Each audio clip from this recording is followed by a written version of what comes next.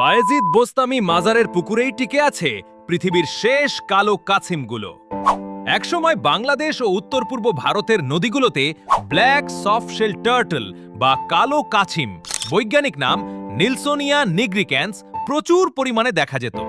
কিন্তু বিংশ শতাব্দীর শেষের দিকে অতিরিক্ত শিকার, খাদ্য হিসেবে ব্যবহার এবং কবিরাজি বা ঐতিহ্যবাহী ওষুধের নির্মম চাহিদার কারণে এরা বন্য পরিবেশ থেকে সম্পূর্ণ বিলুপ্ত হয়ে যায়।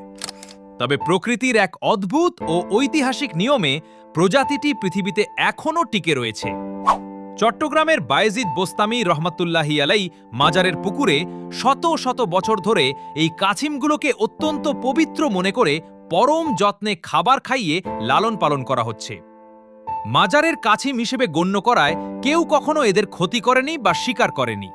পরবর্তীতে বিজ্ঞানীরা যখন পুরো অঞ্চল জুড়ে জরিপ চালান, তখন দেখতে পান যে বন্য পরিবেশে আর একটিও কালো কাছিম বেঁচে নেই এবং মাজারের এই বন্দী জনসংখ্যাটুকুই শুধু অবশিষ্ট রয়েছে।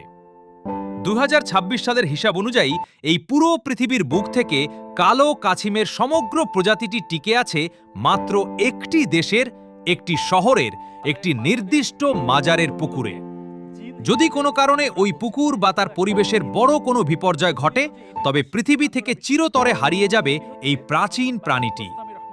আমাদের অবহেলায় কত প্রজাতি হারিয়ে গেছে, আর শ্রদ্ধাবোধ ও ভালোবাসায় কিভাবে একটি বিলুপ্তপ্রায় প্রজাতি বেঁচে থাকতে পারে, বায়েজিদ বোস্তামি মাজারের এই পুকুরটি তার এক অনন্য দৃষ্টান্ত।